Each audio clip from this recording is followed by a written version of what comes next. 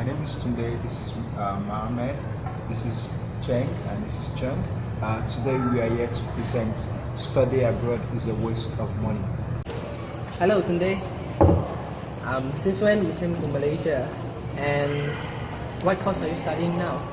And are you staying in campus or off campus? I've been in Malaysia for nearly 2.5 years, and from Nigeria. I'm a student from School of International Studies, and I major in International Business Management, currently in my semester 5. Actually, I've been staying on campus for a while, even though sometimes I've been kicked out from my DPP to another DPP, but the experience is quite funny and good enough. Oh, wow, that was incredible. How do you feel staying in Malaysia? How about the food, the people you know around? To be honest with you, it was difficult for me in my first 2 semesters to mix with the people due to the language difference, religion-wise, the culture of the people. And regarding the food, I was a bit sick during my first semester. I could recall because I felt like there were a lot of sugars in the food I take, and where I come from, we tend to take food that is a bit spicy. I mean, there's a lot of pepper in the food, and we don't cook the way they normally cook here. How about you, Musa? Which country you came from? Can you adapt after you come to Malaysia? Can you adapt in here? Yeah, I came from Somalia, and it was not easy adapting to Malaysia. Of course, the culture and the food and many other things is different. Yeah, but it was okay at the end. It was challenging. Which course are you studying? Is it difficult? Well, yes, I'm studying software engineering, so it's a bit difficult, and I regret studying software engineering. But at the end, it's also challenging for me because I don't have a strong background in IT, but I think this was the best course for me to take. So that's why I started taking it, and so far it's going well. We are asking this because we are planning to continue our master program after this degree program. But Chong is prefer to study in overseas. Yeah, I want to continue my master program in Singapore, but Chen keep saying that studying abroad is waste of money. How do you guys think? Personally, in my opinion, I would just advise both of you, Cheng and Chong, that for you to study abroad is honestly not a waste of money.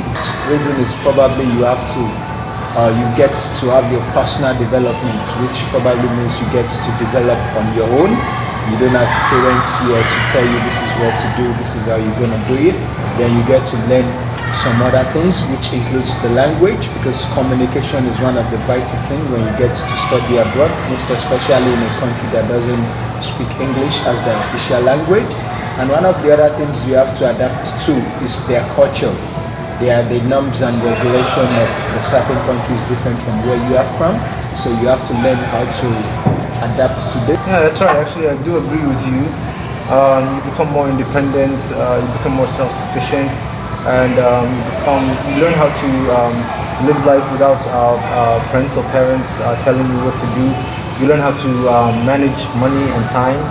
So there are many beneficials when it comes to living abroad. You become more responsible person.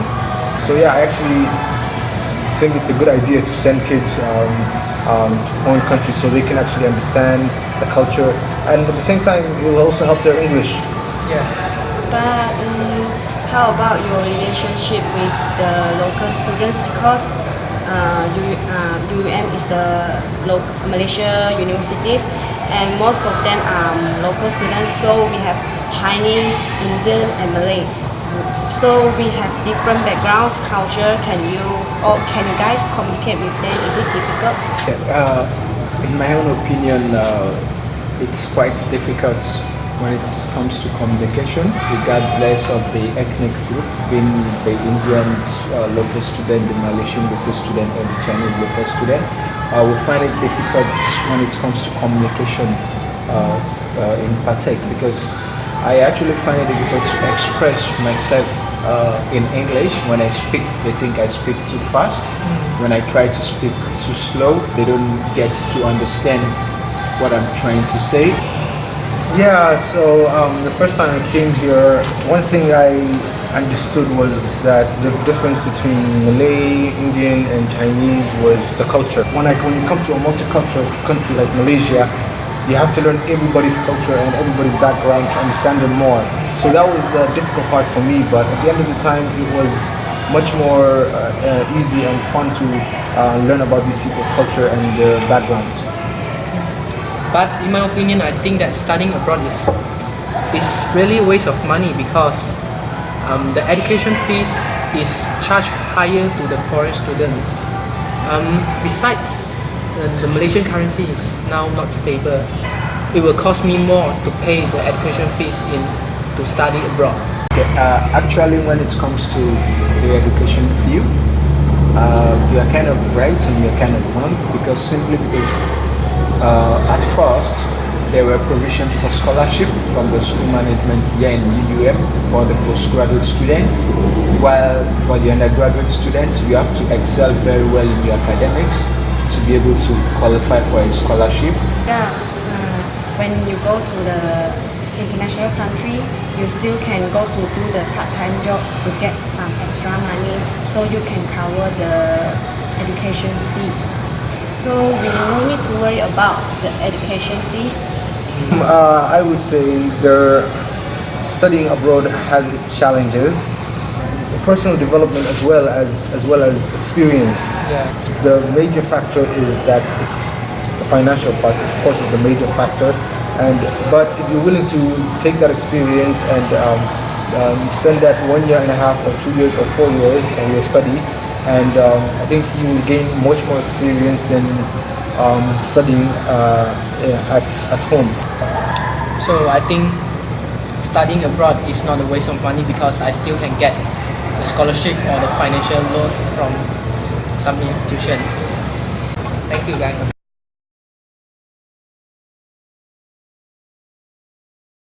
Hey, so how are you doing? I haven't seen you in class for the last few weeks. Is everything okay? Are you healthily okay? Oh, good morning, Musa. Thanks for asking me, but I'm not doing great. Can you believe that my parents want me to get married? This is why I feel emotionally down recently, and I'm really very angry about this problem. How come they will ask me to get married at this time? I'm just 16 years old and I'm just a teenager. Chang, did I just hear you say getting married? Yeah. Wow. Shouldn't there be a law against this? I mean, you're a teenager, for crying out loud, and why would your parents want to force you to get married at this age of yours? I mean, I actually did think it's a bad thing, but when you come to think of it from your parents' perspective, I think it could actually be a good thing. So that's why I'm very angry now, because they don't even ask for my opinion and just want me to get married now. But I support to her parents. I do really love her, and I think by marrying her is the best way to show how much I love her. And I did bought my wedding rings for her. See? Yeah, man. Actually, to be honest with you, I agree with Tunde here, because getting married while you're a teenager has many issues, many problems. It's unhealthy decision also, because the person is still a teenager. He's just developing at that moment. He's just finding out about the world, and for them to take a big responsibility like marriage is still too young at that age. And also, most teenagers who get married young, they usually, especially women teenagers who get married young, they usually drop out of school and do not continue with their studies later on. And even if they do manage to finish finally school, they don't go to university or pursue more of education. because of they have kids and they have many things that's stopping them from that. So yeah, I actually don't agree with you to this point. Yeah, I strongly agree with the point with Musha.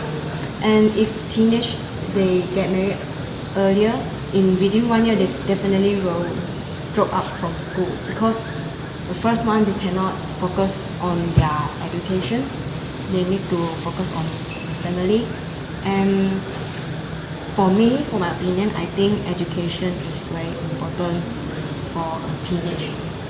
They should have education because if you don't have education, you cannot after you graduate or after you married, you cannot get a good job or good salary. So if the teenage getting married and didn't complete their education, they don't have income on just a low income. How about if they have the baby? So I think teenagers should not get married. That is a well said point, but my own major concern actually is just about the fact that when teenagers get married, they tend to get abused domestically. There will be a lot of domestic abuse, most especially when they get to get married at such a young age, because they tend to lose the sense of feeling. They tend to feel like they are neglected in such a way. Like they get to feel they are being neglected by their friends, by their parents, by their families. I mean, this is when violence starts to occur. They get abused domestically in such a way that it occurs to violence and all sorts. But I believe that teenager marriage is good. It might help the parents of the spouse if the teenager involved is pregnant to avoid disgrace. Most teenage marriage occur because of unwanted pregnancy. But I'm not pregnant now, and I'm still not ready to get married at this time. Although we love each other very much, but I still think that we should get married after at least wait until I finish my study, like or until like 18 years old or 20 years old. So wait me become an adult, so we just can get married. To sum up, marrying young is difficult in many aspects. When it comes to experience, when it comes to interfering with your studies, when it comes to future problems like teenager getting abused domestically, it has many problems. It also has some benefits, but still the problems overweigh the benefits. So I think people should first make sure that the teenager wants to get married and this is what they want, and I don't think anybody should be forced to do something they don't want to do. I don't think she should be forced to do something she doesn't want to do. At the end, it depends on Cheng if she wants to get married, of course. But if not, I think you should hold on until you actually both have financial status and have a well experience later on, so you can support each other in life.